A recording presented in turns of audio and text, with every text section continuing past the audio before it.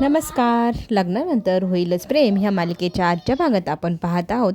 पार्थने काव्याच्या डिलिव्हरीच्या वेळेला नंदिनीने जितकी मेहनत केली तिच्या बराबरीने मेहनत केलेली आहे. या गोष्टीचं कौतुक आपली काव्या पार्थचं करत असते आणि ती म्हणू लागते की खरंच तुम्ही खूप छान मेहनत केली. तुम्ही खूप सुंदर प्रकारे धावपळ करत होतात. बाळाचे बाबा बऱ्याचदा एकतर चक्कर येऊन पडतात किंवा काही काही लोक तर बायकोकडे लक्षच देत नाही, पण तुम्ही खूप छान सगळं काही हँडल करत होतात. मला तुमचं फार कौतुक वाटतं. तरी ते आपला पार्थ म्हणतो ना, मी बाळाला भेटेल कधी असं पुन्हा झाले, मला ना माझ्या मुलाला असं घ्यायचं आहे आणि त्याच्या हातात माझं बोट द्यायचं, मी तसं घट्ट पकडेल. काव्या त्याच्याकडे पाहते आणि सांगते, तुम्हाला मुलगा हवा होता पण आपल्याला मुलगी झाली आहे, तर तुम्ही नाराज आहात का?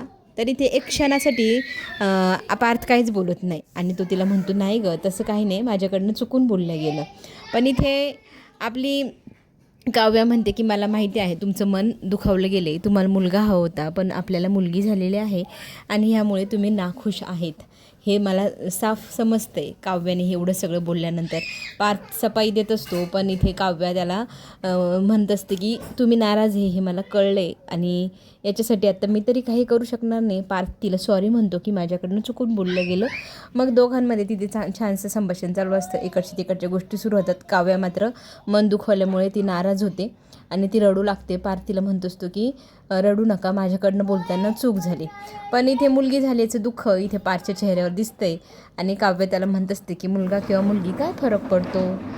दुसरीकडे आपण पाहत आहोत, वसुंधरा ही रम्याला समजावून सांगत असते. रम्याला खरं तर फार वाईट वाटत असतं की काव्यासोबत त्याने पार्थने छान संसार पण केला, त्याला मूलबाळ पण झालं आणि गुरुजींची भविष्यवाणी होती की एक बाळ नाही जिवंत राहणार, तर हे बाळ तर जिवंत राहिले.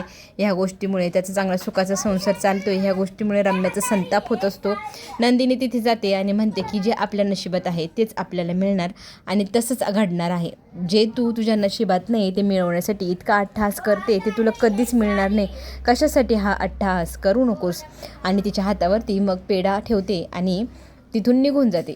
खरं तर नंदिनीने जे वाक्य बोललं त्या गोष्टीमुळे रम्या जास्त दुखावली गेली. ती म्हणू लागलेली आहे, आता जीवा आणि आर्याचं येणारं बाळ ह्या नंदिनीपासून कसं मी वेगळं करते आणि मग तिला सांगते जे नशिबात आहे तेच मिळतं. तिच्या आयुष्यातनं तिचं बाळ आणि तिचं नवरा हे दोन्हीही काढून घेण्याचा प्रयत्न रम्या आता पुरेपूर करणार आर्याच्या माध्यमातून. चला तर मग आता आपण पुन्हा भेटू. आत्ता घेऊ छोटीशी विश्रांती.